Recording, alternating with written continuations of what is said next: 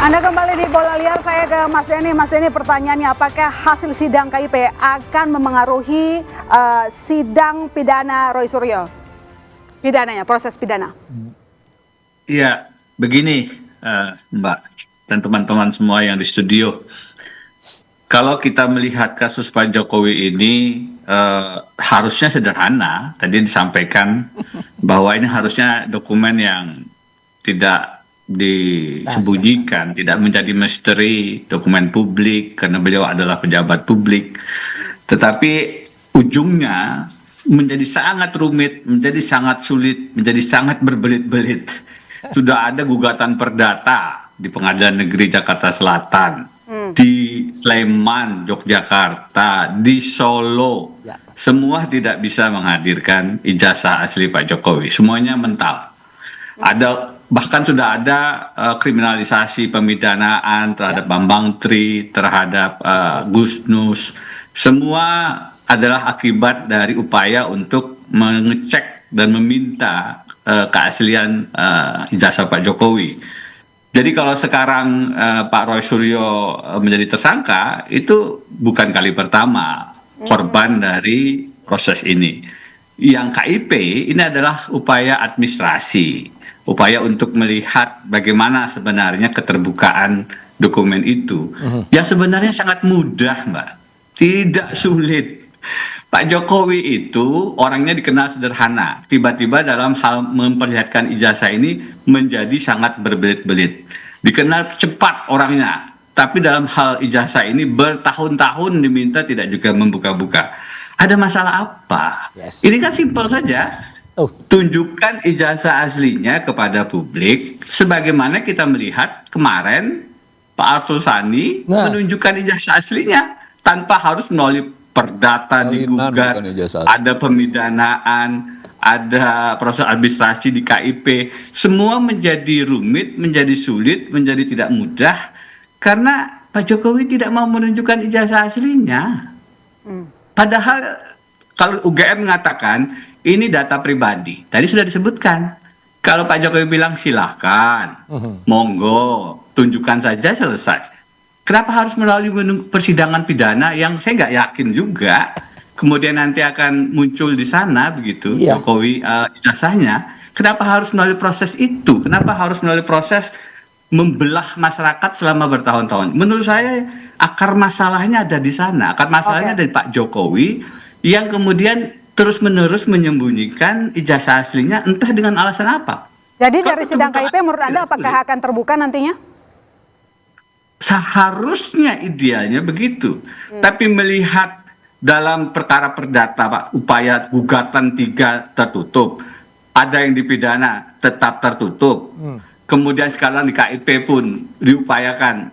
KIP-nya barangkali akan menyatakan ini mesti dibuka. Tetapi apakah kemudian UGM berhasil menunjukkan ijazah aslinya? Kan tetap tidak. Tadi kan disampaikan.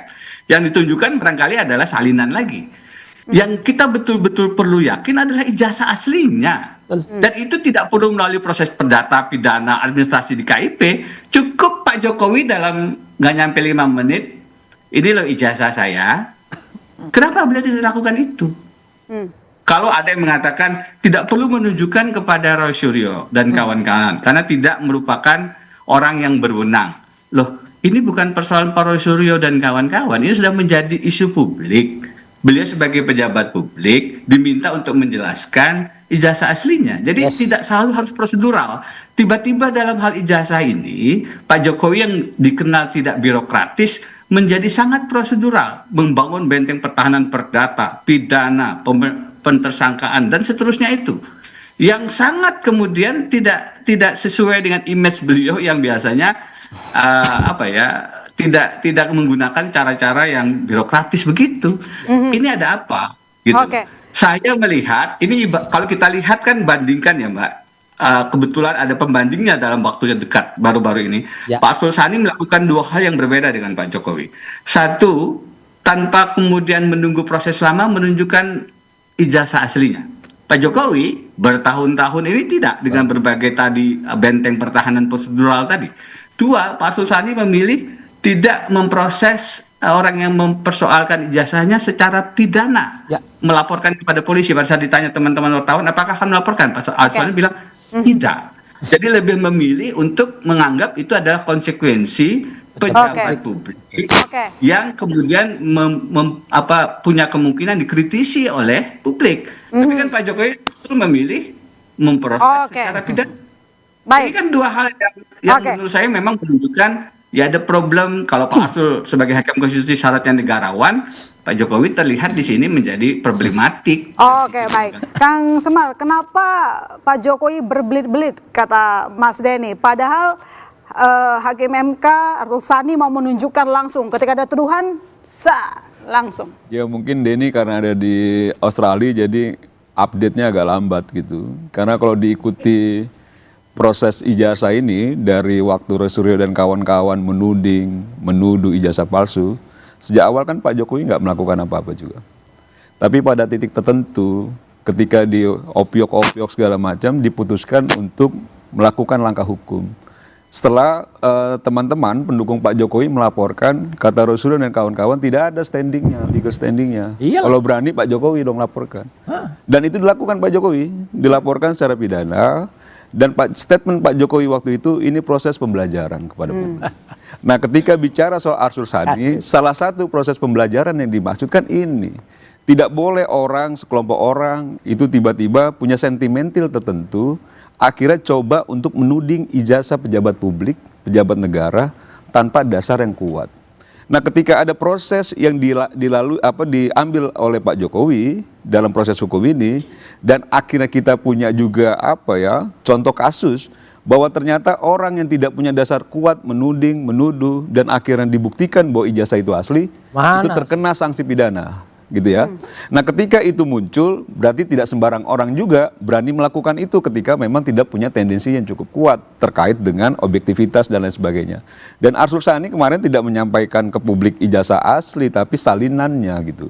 Makanya saya bilang mungkin asli ya salinannya juga kan itu yang menurut saya asli itu. Apakah memang Pak Jokowi ketika dia menunjukkan ijazahnya kepada Roy Suryo dan kawan-kawan itu selesai? Belum tentu juga. Kata Roy Suryo, bisa nggak kita pinjam untuk kita? Iya, harus diteliti. Nah itu yang menurut kita pada akhirnya pilihan yang paling tepat itu adalah proses yang secara negara itu kita akui bahwa itu bagian dari institusi negara, peradilan.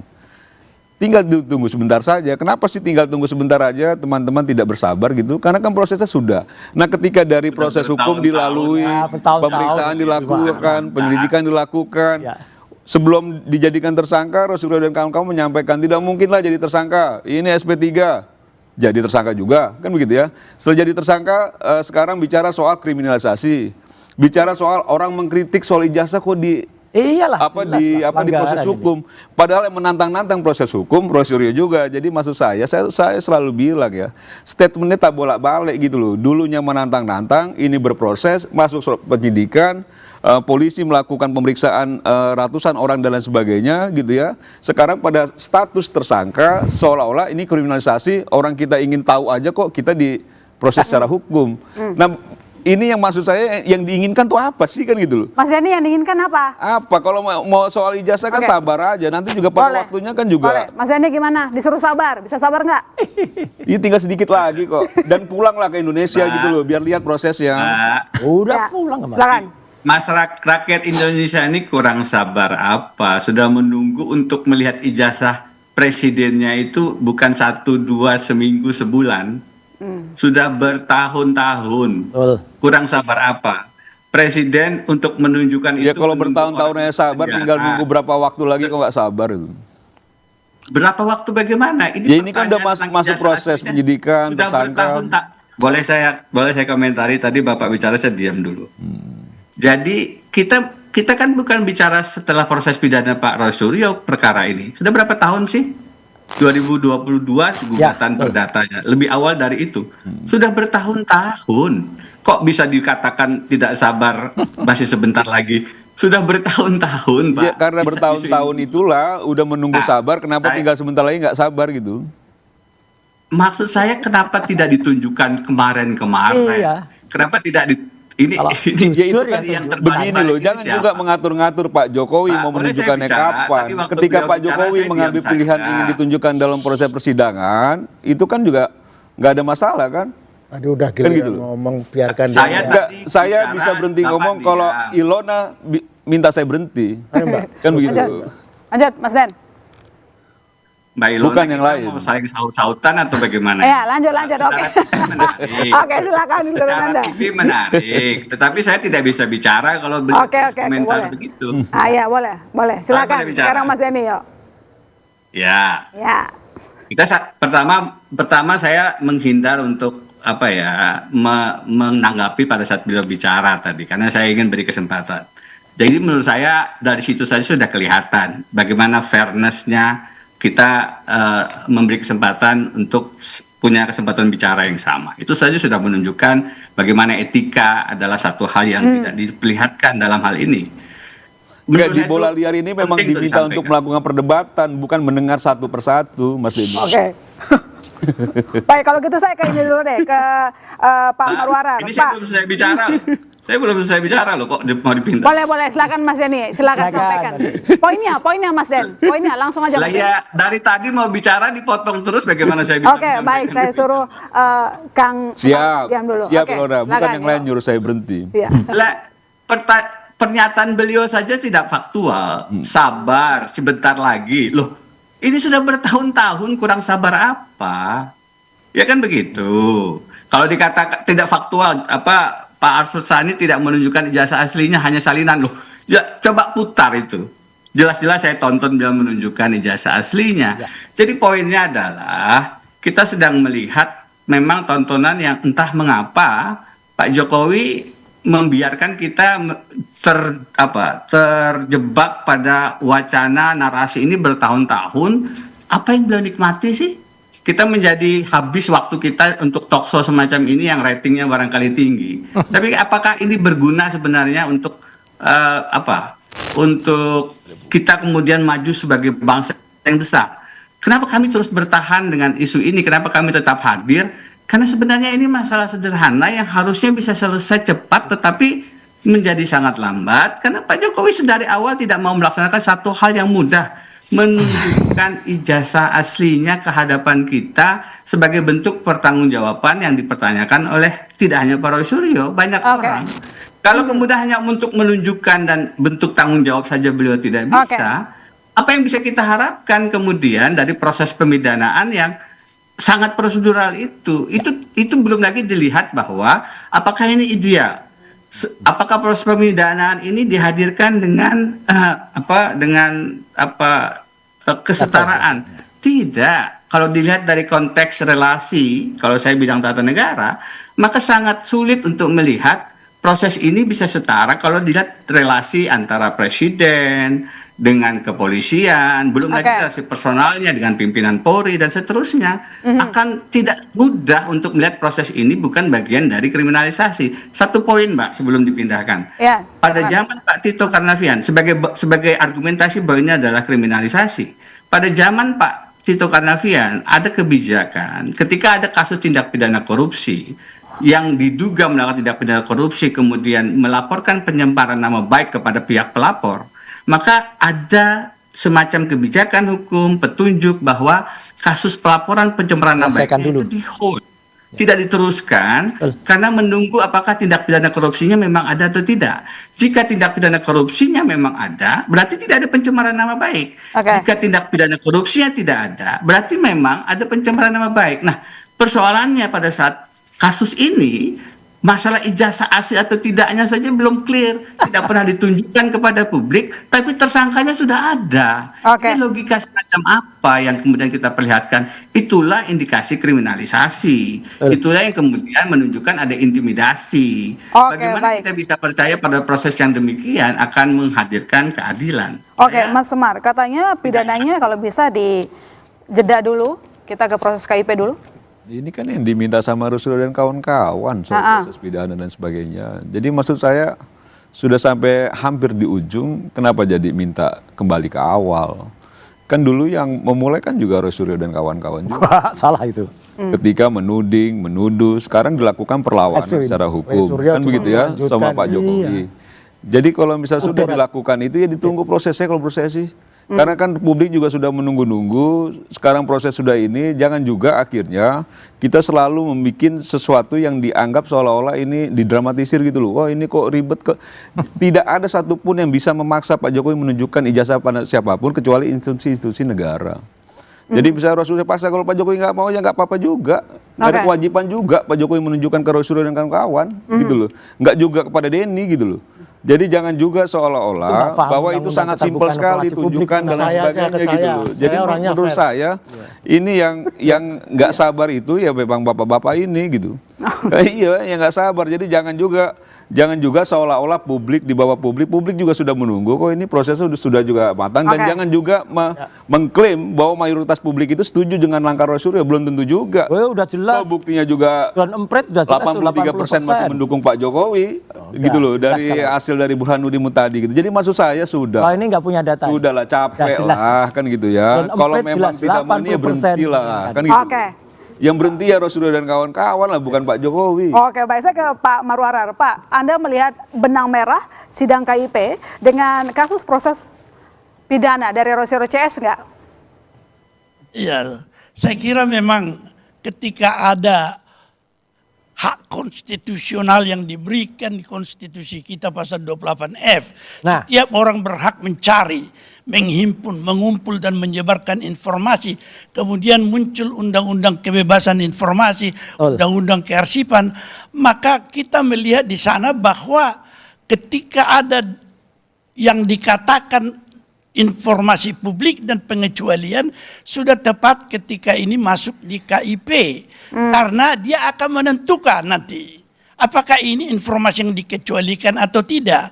Kalau pemohon tidak setuju informasi ini dikecualikan, dia bisa lanjut ke pengadilan tun dan ke pengadilan negeri mempersoalkan ini.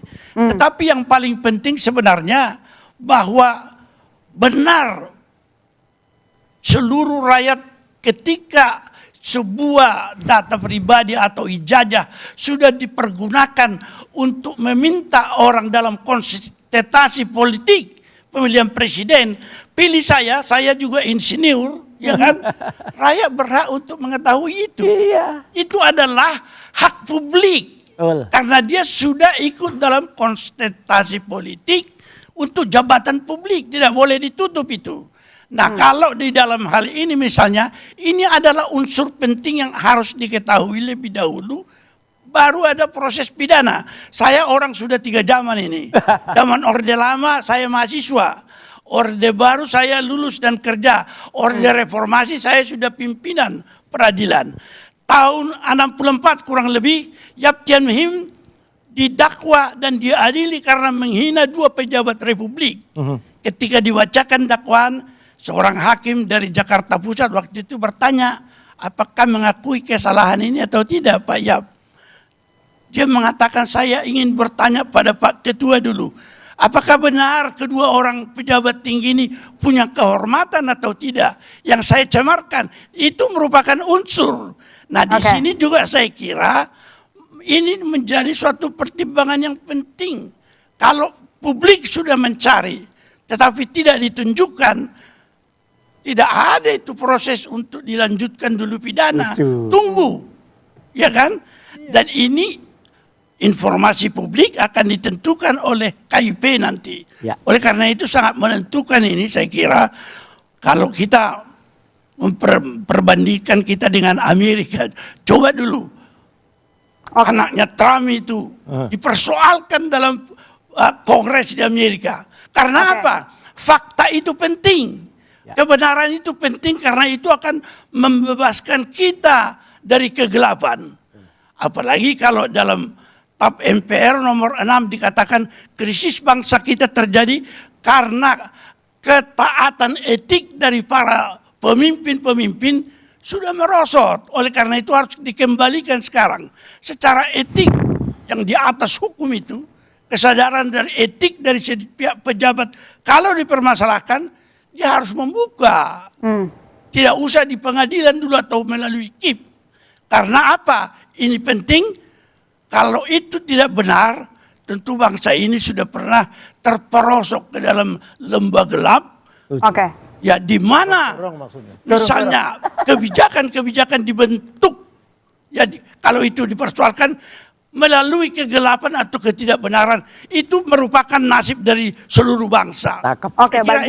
Jadi menurut Anda proses pidana dihentikan sementara sampai hasil sidang KIP dilanjutkan? Ya, sampai dia menunjukkan nanti. Yes. Sudah bisa nggak ditunjukkan. Tapi ingat dulu sebentar, kalaupun tidak ditunjukkan, ijazah itu adalah bagian akhir dari satu proses belajar. Oke. Jadi kita paksa misalnya UGM tunjukkan tahun berapa dia mendaftar, nomor induk mahasiswa, semester berapa, semester 1 mana angkanya, semester 2, semester 3, semester 4, skripsinya mana. Itu baru ada judisium, baru keluar ijazah. Jadi ijazah itu adalah hasil proses, tidak penting kita lihat itu kalau dia tidak mau, tetapi KIP harus melihat seluruh proses dalam catatan apa yang dikatakan catatan akademik di universitas sebesar Gajah Mada. Oke, baik. Jadi Pak Boy, Anda setuju nggak proses pidana di stop dulu, tunggu dulu sampai masalah ijazah terang benderang? Nanti dijawab, boleh lihat segera kembali saudara.